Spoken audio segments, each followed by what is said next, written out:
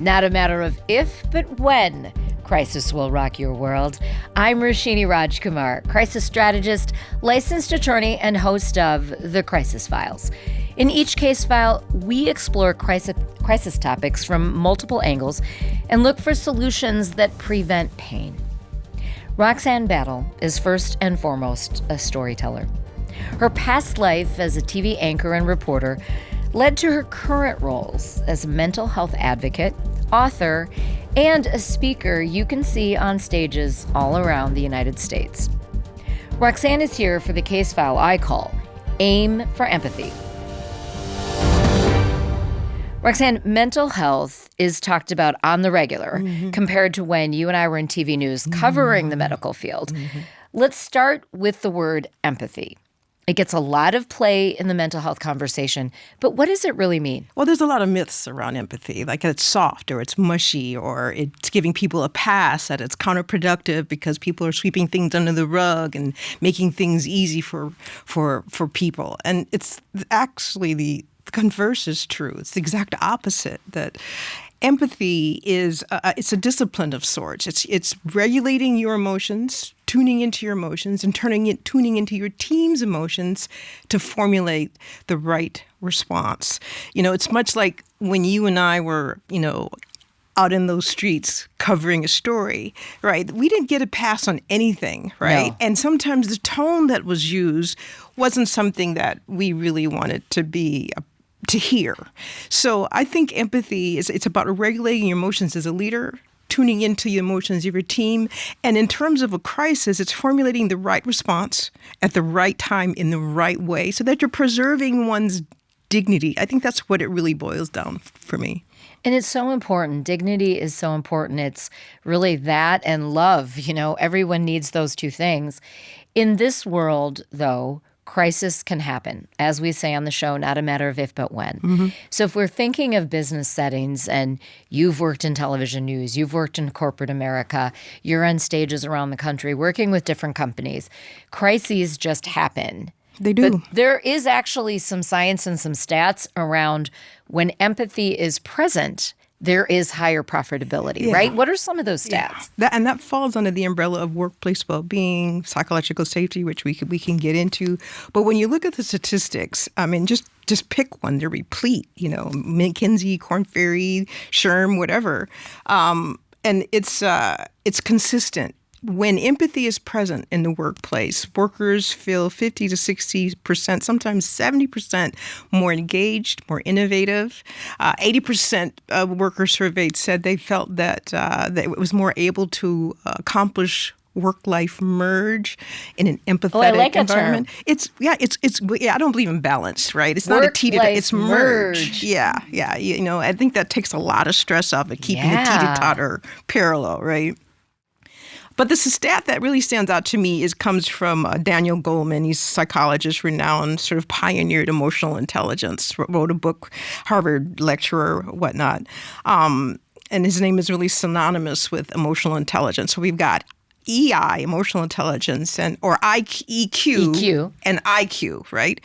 And he did an assessment across hundreds of companies, and he looked at what's the difference between a really good leader and a really great leader. And he did this assessment. It didn't matter the field, whether it was medical or technical or creative. And he did this assessment, and he found 80 to 90, almost 100% of the time, the difference maker in really good to great leaders was EQ opposed to IQ. And that means empathy. That means self-management, self-regulation, team building, collaboration, active listening, communication, helping your team feel seen and heard. Because when they do that, now you're building trust within the work environment. And trust is what really is an offshoot of empathy in practice. Well, we need consistently. Trust. If we don't have trust, we have nothing. So you mentioned a term, psychological safety. Yeah. And that really lends itself to this work of his and the science. Yeah. When there is that empathy, when a leader is great, not just good, not just amazing IQ, when they have this EQ, how does psychological safety play in, and what happens when it's not present? Fear is the answer. fear. When it's not present, people are afraid to speak up, and people are afraid to dissent. People are afraid for their jobs. There's miscommunication, and no one knows what's happening. When psychological safety is present, then people know that it's okay to dissent or even make a mistake because failure is seen as a learning opportunity. Or as Dr. Amy Edmondson, who wrote the book Fearless Organization, she's renowned in the field of psychological safety. It's an innovation lab. It's informed failure so that we can learn from it in a low-stakes environment and then move forward. So it's really knowing that your team has your back. And that comes through these empathetic or EQ skills like listening and communication and honest, consistent interaction with each other. Your team has your back, and then if you're the leader, you have your their team's backs. back. And the key is consistency, Roshini. Consistency. You just can't say you can't say I'm an empathetic leader without following through with that. You got to walk the talk. You have to walk the talk. You have an amazing. This case file is called A.I.M for empathy, and A.I.M is really an acronym. Yeah. A.I.M. Tell us what these letters mean. It's actually really profound. Yeah. Well, thank you. And it's just the call to action that I usually end a lot of my talks with. And, you mentioned walking the talk. And I think that this A.I.M is a really great way to think about it. It's a tool that anyone can use, even in your personal life. And it comes from a psychological term known as appreciative inquiry. There's a book by that name. There's a website by that name. Google it and find out about it. But basically it says looking at what we're doing well. And so the acronym comes from appreciate. That's the A. Appreciate what's working, the wins we've had, how we've innovated, how we've problem solved, what we've overcome. Because psychology shows us through this thing called neuroplasticity that the more we practice gratitude and appreciation, the more things we find to be grateful for. And so you can see, Roshini, how that drives innovation and that gives people agency to create because they've done it before. They've done it before. If I did it once, I can do it again. So appreciate what's working. And then the I is imagine. When I was at UHG inside their behavioral health division, I worked with some really great therapists, and they told me one of the magical questions in therapy that often led to breakthrough was this: imagine if the barrier were removed, what would you do?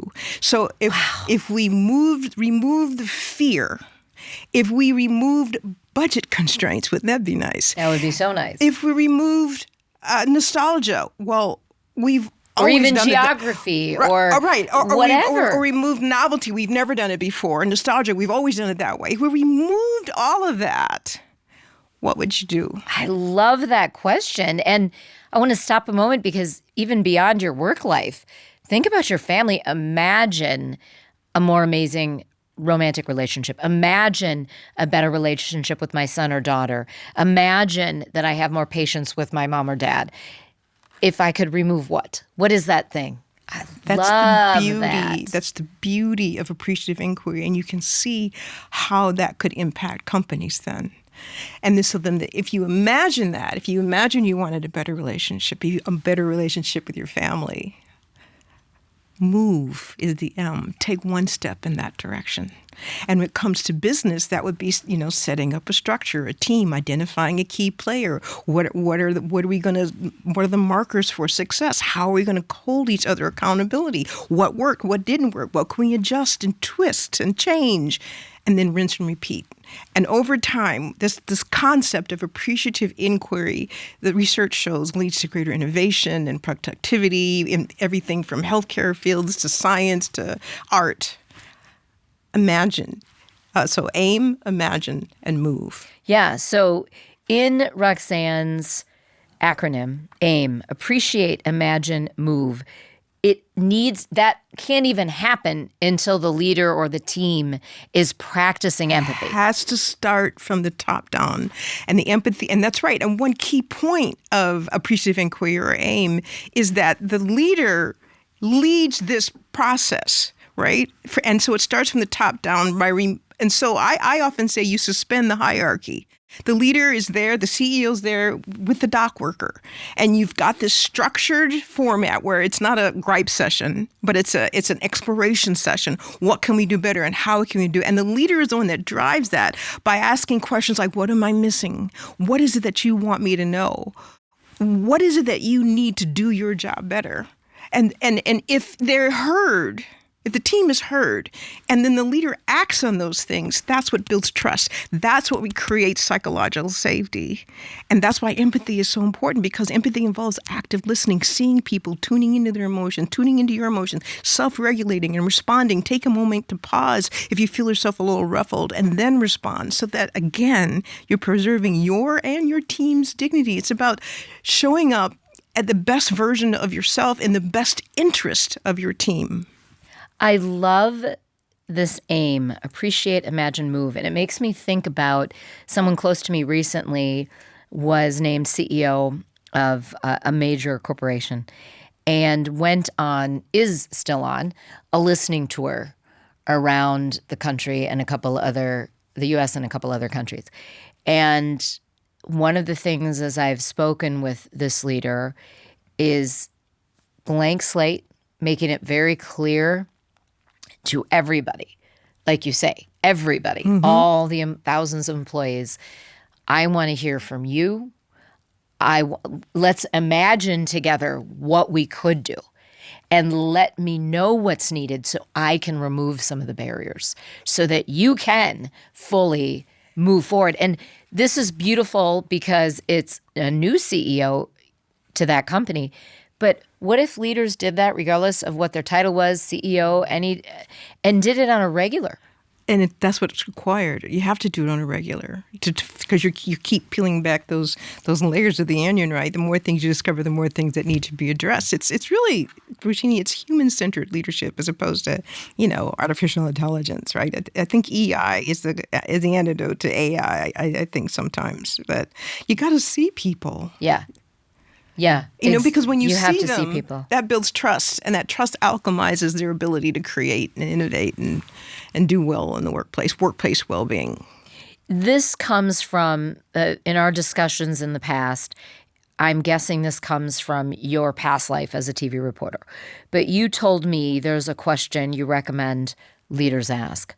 What do you wish I knew? That's good. Get into that with us. Yeah, I thought about that. I actually wrote some notes down because I wanted to make sure I got that right, because that's a really good question. And I kind of alluded to that just now in our conversation, in the whole appreciative inquiry. What am I missing? What do you wish I knew? And so I want to say, what do I wish I knew as a collective? And I think that we as a collective in this time that we're in, the one thing that I wish we all would keep in mind is that it's just not that hard to be a decent human being, particularly in the time of crisis. I think it takes courage and willingness to be curious and to to ask really insightful questions, and to look at a crisis and say, if it were me in this situation, how would I want to be treated? How can I respond in the best interest of the individual or the team and in the best version of myself? I love it. And these are, you give us, look, you're a professional interviewer and storyteller. You give us a lot of things to think about and actually be asking. How do people, and maybe there are leaders watching this, listening to this, start the conversation if this is all really new and maybe radical to them? What's the first step?